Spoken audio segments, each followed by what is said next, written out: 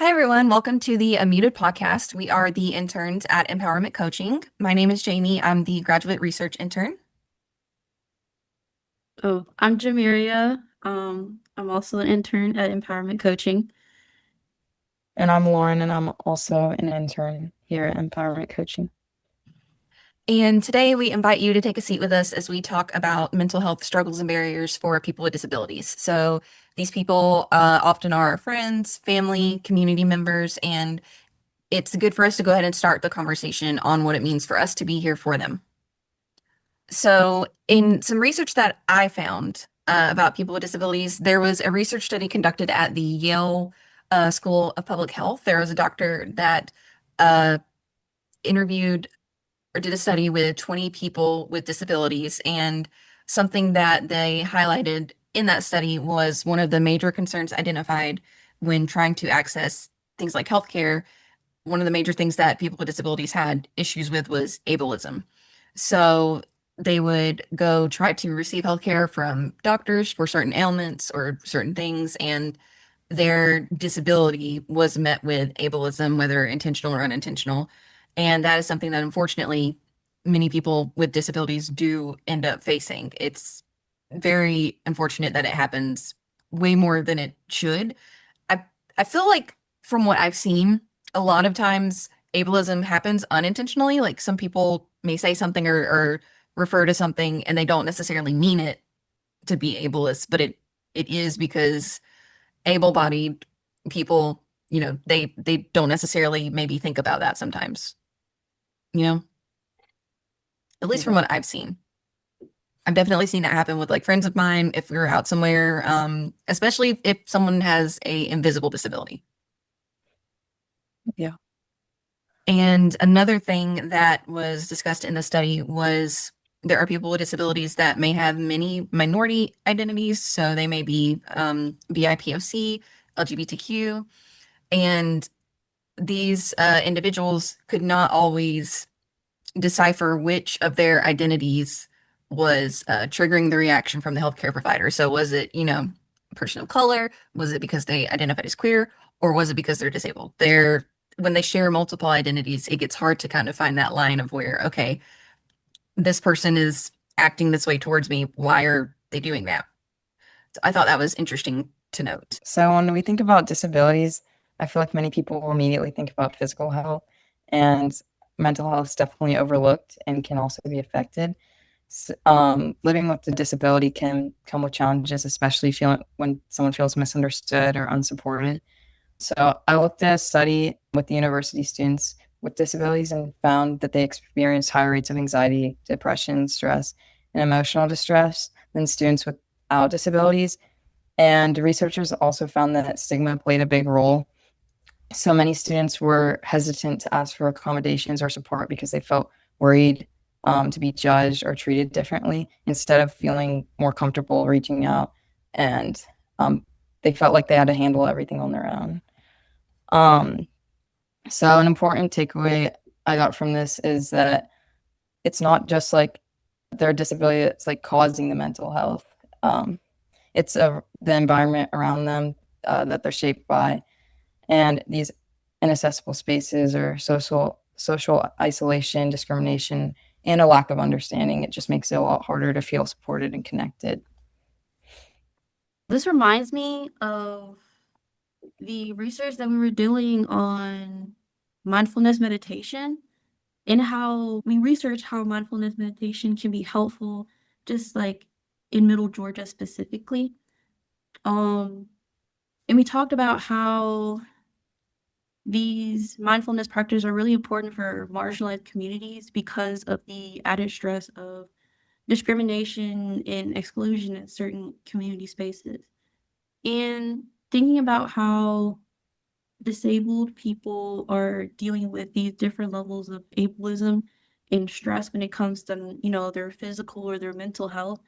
It reminded me of how not only do a lot of queer people or a lot of minorities have to deal with racism and other forms of homophobia and things like that, they may also have to deal with different disabilities that they're experiencing. And bringing it back to just like the topic at hand, it reminds me of this research I did about a focus group in Belgium, where they were trying to determine if the quality of life model mapped over well for people with disabilities. And it did, but a lot of people with disabilities had these new domains in a sense of their quality of life was determined on their emotional well-being, their interpersonal relationships, their self-determination, and their social inclusion. Because in a lot of spaces, it does seem like we exclude people with disabilities because we don't understand their disability or they're different from us. And it brings this sense of uncomfortability for a lot of people of thinking, oh, I don't want to talk about this. I don't want to discuss this when these are the kind of conversations that need to be discussed. Yeah, I definitely can see how that correlates. And like you were saying with the mindfulness meditation, how something that I thought was really good to focus on with that was also talking about how it's helpful sometimes to just like pause and reflect, because a lot of times we like to react to things with emotions without quite like thinking about it.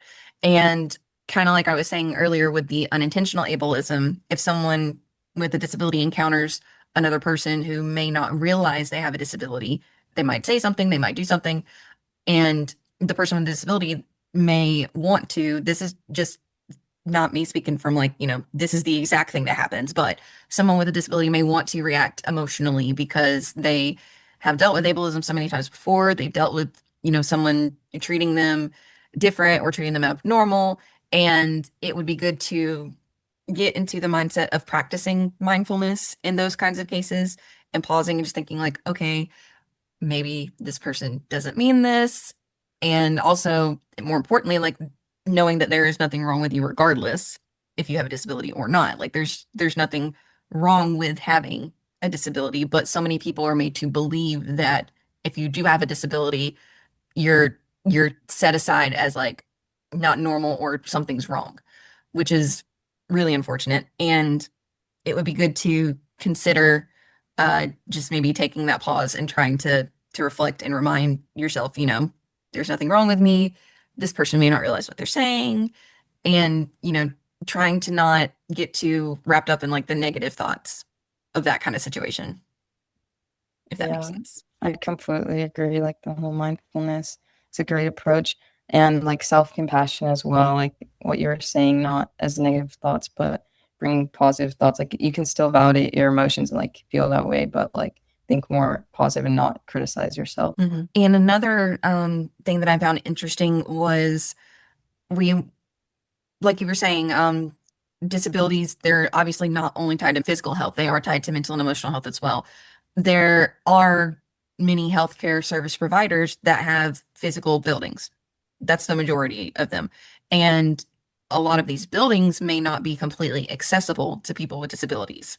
So things like telehealth and other online services have helped with that inaccessibility. It's helped, people who may not be able to go out and go to a physical building can actually, access this from home or from, some sort of space where they're at and don't have to bridge that gap. But the interesting thing that I noticed, and this was still talked about in the study from Yale, is that even with online spaces, there still is the risk of inaccessibility because sometimes, with online spaces, if there's captions or if captions don't always correctly caption things, like it doesn't always catch quite what's being said. And if there is someone who is like hard of hearing or deaf and they're relying on like lip reading in online spaces, with like a screen, a camera, things like that, it can be harder to tell what's being said.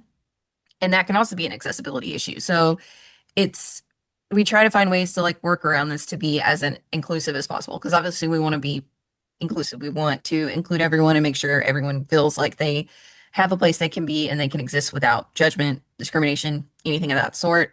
And I just thought that was interesting to note that, like, yes, this is an option that we've pursued to try to help with this. However, there's still, other things with that option that have to be considered as well. Yeah, I think what's interesting is that a lot of the things that we see as accessible isn't really as accessible as we need them to be. I know that like on like college campuses and universities, they usually have like like a ramp or like a way for people to get in through doors with just a push of a button.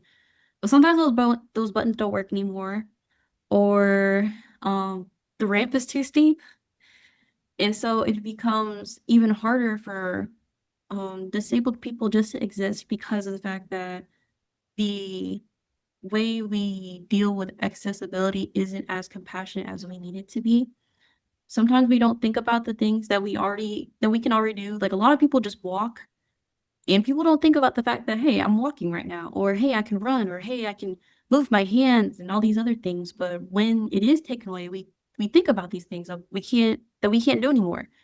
And it's even harder on people with disabilities to really go through the stress and struggle and the emotional turmoil of not being able to do something anymore the way that other people have, and live in a world where you're where it's hard to just exist because no one's really thinking about accessibility, because in our brains it's like, oh, who would need this? Someone who needs it, you know? Yeah. Same thing with like those electric can openers or things like that, like people that don't have a lot of mobility in their wrists or in their hands. It's not, if you can open a can with a manual can opener, then an electric one is just it's not made for you technically, because it's really to help people that don't have that same articulation as you would in your hands. I'm really glad that you mentioned that because that just reminded me of something that I wouldn't have thought of otherwise. I like to crochet a lot. That's like one of my favorite hobbies, but I do unfortunately have some mobility issues with my hands if I'm doing like the same repetitive motion over and over for hours. And in research that I've done about this, like looking into the crochet community, there's so many different tools people have made to assist with that. Like there's things like ergonomic hooks that they'll be like maybe bigger for the grip part so that way you don't have to like clench as tightly. There's things like tension rings, so the yarn, instead of you controlling the tension with crochet, you have to control the tension when you are doing the stitches. uh, you have a ring that sits on your finger and you loop the yarn around it and it controls the tension for you. So you don't have to put as much stress on your hand. So yeah, those are things that often aren't really thought about, just, in normal day-to-day life. Like somebody who wants to get into like crochet or some kind of craft or something with their hands may not think about something like that if they don't have to. And like mentioning like unintentional ableism before, I don't think in those instances necessarily there is someone is being unintentionally, ableist, but some people may still feel like that if they're like, hey, you haven't considered this option. But like it's hard if you don't know enough about it and you haven't experienced it, it's going to be hard to flip that switch in your brain and be like, oh, this might be needed for, you know, someone else that's not me or someone that has something different, especially with invisible disabilities. Definitely with that, because there are so many people that have invisible disabilities that will get treated a certain way because it's not, you can't see it. And that's incredibly frustrating. Yeah, I think that like for those of us who don't personally live with disabilities, like we can also make a difference in these communities. Taking the time to listen without making assumptions and respecting accommodations and creating more inclusive spaces will help others feel more seen and valued. And with what you guys are saying, like noticing small things like ramp, crocheting, like all these little things like help, and not everyone obviously is thinking about it until it like comes across, kind of what you're saying. I know that just like in general, life gets a little harder as like the generations go on. Life for my parents is way different for like my life now, which kind of brings me to like some research about the younger people with like disabilities. That transition into adulthood is a lot harder for them. Um, just because of the added stress of not only having a disability, but also trying to transition into adulthood. And, I know from experience that adulthood is really hard. I have I have a family member who hurt his foot and he's just kind of stuck in his house. Like he can't walk anywhere. He can't do anything without the extra help. And he's just started that transition from living with his mom to now living on his own and having his own bills to pay. So it just adds a lot more stress on people, on younger people that are making that transition into adulthood that do struggle with different kinds of disabilities or different kinds of things that are like, even if it's like a temporary injury, it's still hard to get through that. And some people are only facing that kind of just that kind of disability of not being able to walk for a while or not being able to use their hands for a while temporarily, but some people are dealing with this like for the rest of their lives.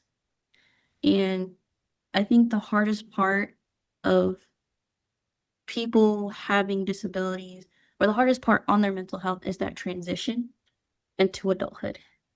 And just like from what I've read and from my research, it's very important that we support the youth that are coming up that do have disabilities, support them in ways that helps them get rid of a lot of that stress, remind them that they are able to be as dependent as people without their disability, and having that determination of being able to be more than what is going on with their body is, or like going on with their body or going on with their mind is amazing.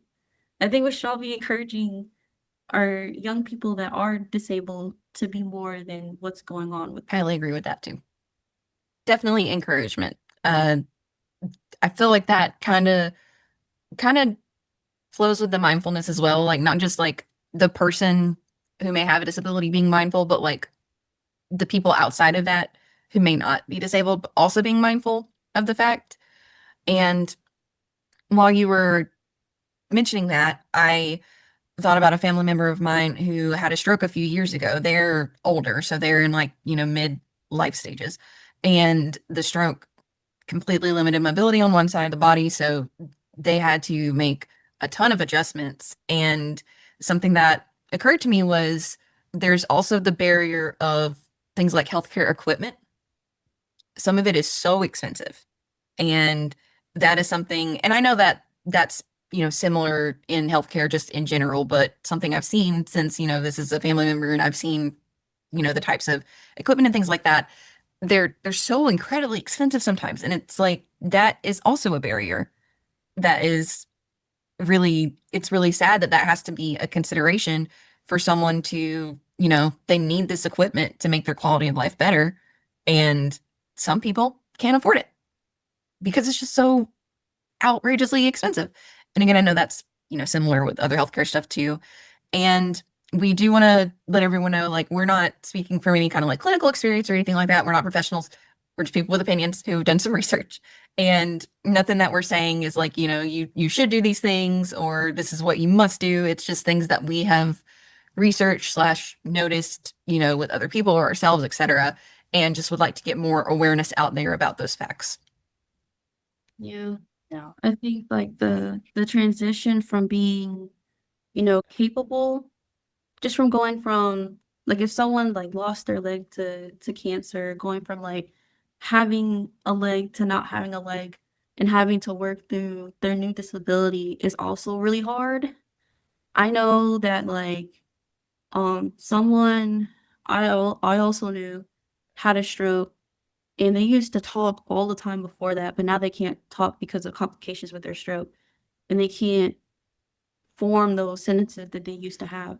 And I can just like imagine how hard it is to go from doing everything you could do to now being just a little bit limited because of different things that happen, like diseases, like cancer or car accidents or strokes, that kind of thing. Especially if it's something that like is sudden, like those things often are.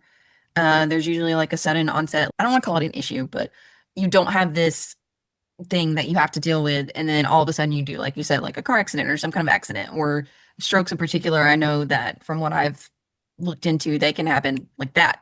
And you don't always know the reason. You may never know the reason, but it's just like something that can instantaneously change in the blink of an eye. And it's like, well, I'm trying to figure out that adjustment. Yeah, I can't imagine personally how hard something like that has to be. And it's it kind of makes me think about, like, back to the compassion, the compassion that Lauren was mentioning about how we need to be more self-compassionate. And also outwardly, I think us, if we, obviously if we see somebody who is struggling with some accessibility, showing compassion in that kind of regard as well. But then there comes the potential issue of, let's say, if you notice somebody's having trouble opening like a door or something of that nature, and you're like, oh, I'm gonna go help them real quick. Some people may not want to be helped. Some people may want to, do it on their own with whatever accessibility they have. And so it's just it's very hard to gauge at times. And I know that our topic was about healthcare and we kind of just went way off. My bad. But it's just there's so many things around this topic that can be discussed, that should be discussed, that we should, like, bring awareness to and have a conversation about, which I think is good. And I did notice in some more of the research that I have done that the CDC, actually, so the Centers for Disease Control and Prevention, they did some research as well about how the mental health of people with disabilities has been affected. Particularly, they were focusing on things like during the time of the COVID pandemic, when it was like at its height, things like that, where they noticed it was noticed that people with disabilities were struggling with feelings of things like isolation, disconnect, their routines were disrupted, diminished health services, because obviously, when things were shut down, that cut down a lot of options of like where you can go and what kind of care you can get. And it greatly impacted their lives, not only on like a physical aspect, but also on the mental health aspect as well. So that was something that I thought was important to note. And the CDC actually does provide funding for two national centers on disability. There's the National Center on Health, Physical Activity, and Disability, or the NCHPAD. And there's also the Special Olympics Inclusive Health Program. So we can provide sources for those as well. It's good to know that those are out there, can offer help to people that may need it. And I think it's great that the CDC is also like helping provide funding for this and trying to make it more well known. Like, because that's not something I would have thought if I was like, oh, the CDC is involved with it. That's not something I would have like picked up on, because that's not something that personally I think about when I think of the CDC. So something we just want to remind everyone of is that there are resources for a lot of the things that we talked about. There's those two national disability centers I mentioned earlier, but there's also resources that have to do with mental health and also mindfulness. So we'll put those below. The three of us did do some research on Middle Georgia, specifically like regional resources, but we can include some, national ones as well. And those will all be in the show notes, the description. We'll make sure that we have all those there for people to be able to access if they need them and need additional assistance.